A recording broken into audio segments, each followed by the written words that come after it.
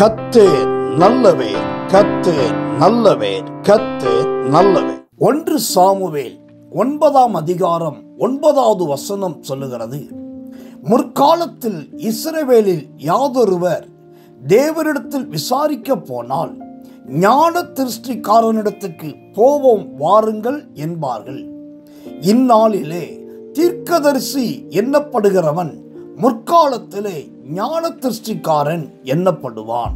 ஆம், சாமுவேல் என்னும் அற்புதமான அந்த மாபெரும் மனுஷனுக்கு ஞான திருஷ்டிக்காரன் என்கிறதான ஒரு நல்ல பெயரும் உண்டு.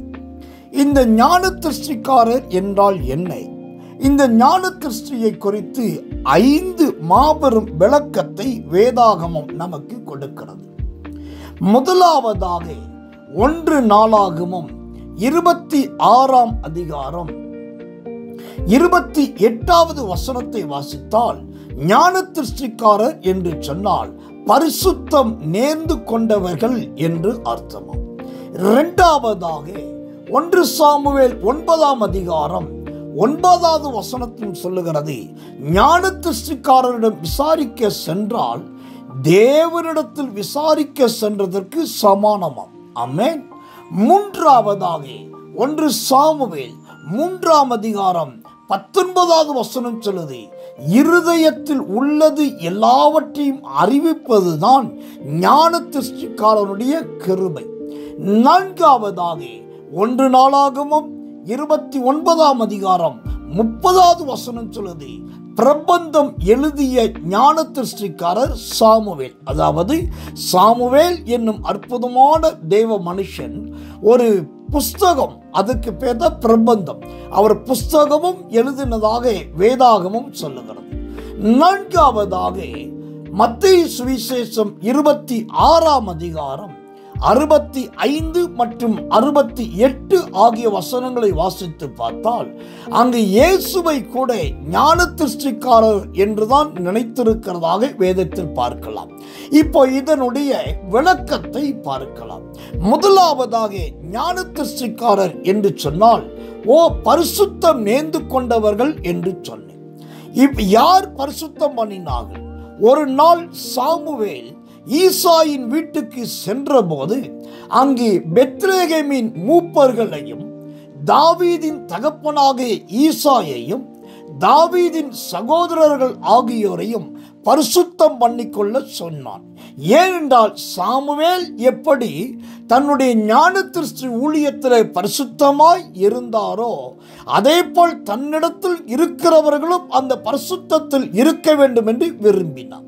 இந்த காலத்தில் தேவ ஊழியர்களிடத்தில் நல்ல பரிசுத்தம் காணப்பட்டால் ஜனங்களிடத்திலும் விசுவாசிகளிடத்திலும் உதவி ஊழியக்காரிடத்திலும் அதே பரிசுத்தம் நிச்சயம் சத்தியம் கண்டிப்பாய் காணப்படும். இந்த பரிசுத்தம் நமக்கும் வருவதாக, அதனால் ஞான திருஷ்டி உண்டாவதாக. 2வதாக ஞான திருஷ்டிக்காரிடத்தில் விசாரிக்க சென்றால் தேவனிடத்தில் சென்று விசாரிப்பதற்கு சமம் என்று சொன்னேன். அப்படியானால் இது எங்க நடந்தது? 1 சாமுவேலின் புஸ்தகம் 9ஆம் அதிகாரம் 6ஆம் வசனம் முதல் 10வது வசனம் வரைக்கும் மற்றும் 10ஆம் அதிகாரம் 16வது வசனங்களை வாசித்து பார்த்தால், சவுலும் அவருடைய வேலைக்காரனும் காணாமல் போன கழுதையை தேடி ஷாலிஷா நாடு, ஷாலிம் நாடு, பென்யமின் நாடு, சூப் நாடு என்ற 4 நாடுகளையும் எப்பிராயிம் மலைகளையும் கடந்து கழுதையை தேடியும் கிடைக்கவில்லை. அந்த நேரத்தில் தான் அந்த ஞான திருஷ்டிக்காரனாக சாமுவேலிடத்தில் விசாரிக்க சென்றார்கள். அங்கு விசாரிக்க சென்ற போது கர்த்தர் நல்லவர், தேவனே நேரில் வந்து பதில் சொன்னதை போல அவர்களுக்கு காணாமல் போன கழுதை குறித்த பதிலும் கிடைத்தது. இவர்கள் வாழ்க்கைக்குரிய அந்த தேடின கழுதையும் கிடைத்தது. ஆக மொத்தம் கர்த்தர் நல்லவர், அவங்க விசாரிக்க போனது நன்மைக்கு எதுவாய் நடந்தது. சவுலுடைய வாழ்க்கையில திருப்பு முனை உண்டானது. எனக்கன்பானவர்களே, இந்த ஞான திருஷ்டிக்காரராகிய சாமுவேலை போல நம்முடைய ஜீவியம் இருக்குமானால் இந்த சவுலும் வேலைக்காரனும் 4 நாடுகளை கடந்து வந்ததைப் போல உங்களை தேடியும் பல நாட்டுக்காரர்கள் கடந்து வருவார்கள். உங்கள் வாயின் வார்த்தைக்காக காத்திருப்பார்கள். அப்படிப்பட்ட ஞானதிருஷ்டிக்காரர்களாக தேவன் உங்களை மாற்றுவாராக. கர்த்தர் நல்லவர், கர்த்தர் நல்லவர், கர்த்தர் நல்லவர். மூன்றாவதாக ஞானதிருஷ்டிக்காரர் என்று சொன்னால் இருதயத்தில் உள்ளது எல்லாவற்றையும் அறிவிப்பது என்று சொன்னேன். அப்படியானால் இது எங்க நடந்தது? 1 சாமுவேல் 10ஆம் அதிகாரம் 2 முதல் 7ஆம் வசனம் வரைக்கும் வாசித்து பார்த்தால் அங்கு சவுலுடைய வாழ்க்கையில் நடக்க போகிற 8 காரியத்தை சாமுவேல் முன்கூட்டியே தெளிவாய் சொல்லுகிறார். முதலாவது 2 மனுஷரை காண்பாய் என்று சொல்லுகிறார். 2வது உன் தகப்பனுடைய கவலையை உனக்கு சொல்லுவார்கள் என்று தீர்க்கதரிசனம் சொல்லுகிறார். 3வதாக 3 மனுஷர் உன்னை சந்திப்பார்கள் என்று சாமுவேல் ஞானதிருஷ்டியினால் சொல்லுகிறார். 4வதாக உன்னுடைய சுக செய்தியை விசாரிப்பார்கள் என்று சொல்லுகிறார். 5வதாக தேவனுடைய மலைக்கு நீ போவாய் என்று சவுலுக்கு சொல்லுகிறார். 6வதாக 2 தீர்க்கதரிசிகளை கூட்டத்துக்கு எதிர்ப்படுவாய் என்றும் அவன் ஞானதிருஷ்டியினால் சொல்லுகிறார். 7வதாக கர்த்தருடைய ஆவி உன்மேல் இறங்குவார் என்று சொல்லுகிறார்.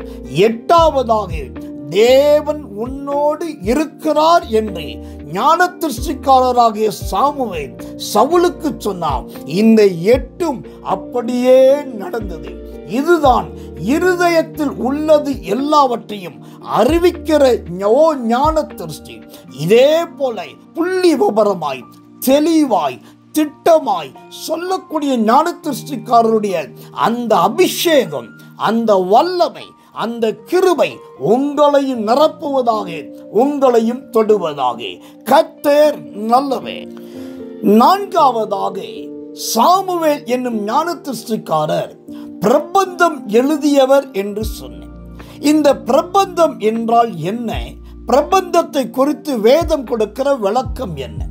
தானியேலின் புஸ்தகம் 2ஆம் அதிகாரம் 11வது வசனத்தை வாசித்தால் பிரபந்தம் என்னும் புஸ்தகத்தை குறித்து 5 காரியத்தை அந்த வசனம் சொல்லுகிறது. முதலாவதாக காலங்களையும் சமயங்களையும் எழுதி வைப்பது பிரபந்தம். 2வதாக தள்ளப்பட்ட ராஜாக்களை குறித்தும் புதிதாய் ஏற்படுத்தப்பட்ட ராஜாக்களை குறித்தும் எழுதி வைப்பது பிரபந்தம். 3வதாக தன்னுடைய ஜீவியத்தில் வெளிப்பட்ட ஞானத்தையும் அறிவையும் பற்றி எழுதி வைப்பது பிரபந்தம். 4வதாக ஆழமும் மறைப்பொருளுமானதை வெளிப்படையாய் எழுதி வைப்பது பிரபந்தம். 5வதாக இருதயங்களில் உள்ளது எல்லாவற்றையும் ஞாபக குறியாய் குறித்து வைப்பது பிரபந்தம். இந்த 5ஐயும் சாமுவேல் என்னும் ஞானதிருஷ்டிக்காரர் தன்னுடைய ஜீவியத்திலே நடப்பித்ததை நாம் பார்க்கலாம். இதை கேட்கிற உங்க வாழ்க்கையிலே நீங்களும் இப்படி ஞானதிருஷ்டிக்காரனாகிய சாமுவேலை போல பிரபந்தம் என்னும் நிறைய ஞான புஸ்தகங்களை எழுத தேவன் தாமே உங்களை எழுத்தாணியா எடுத்து பயன்படுத்துவாராக. கர்த்தர் நல்லவர். 5வதாக ஞானதிருஷ்டிக்காரர் என்றால் என்ன? கோசத்திரம் கிறிஸ்துவை குறித்தும் அவர் ஞானதிருஷ்டிக்காரர் என்றுதான் சொன்னார்கள். மத்தேயு சுவிசேஷம் 26ஆம் அதிகாரம் 68வது வசனம் மற்றும் மார்க்கு சுவிசேஷம் 14ஆம் அதிகாரம் 65வது வசனம். இந்த 2 வேத பகுதியை வாசித்து பார்த்தால் கொடுமைக்கார காவலாளிகள் மற்றும் வேலைக்காரர்கள் இன்னும் சிலர் கூட இயேசுவை ஞானதிருஷ்டிக்காரர் என்றுதான் நினைத்தார்கள். இப்படி இந்த ஞானதிருஷ்டிக்குள் இவ்வளோ பெரிய ரகசியங்கள் சத்தியம் இருக்கிறதே. சாமுவேல் முதல் இயேசு வரைக்கும் ஞானதிருஷ்டிக்காரர்கள் சொல்லப்பட்டார்கள்.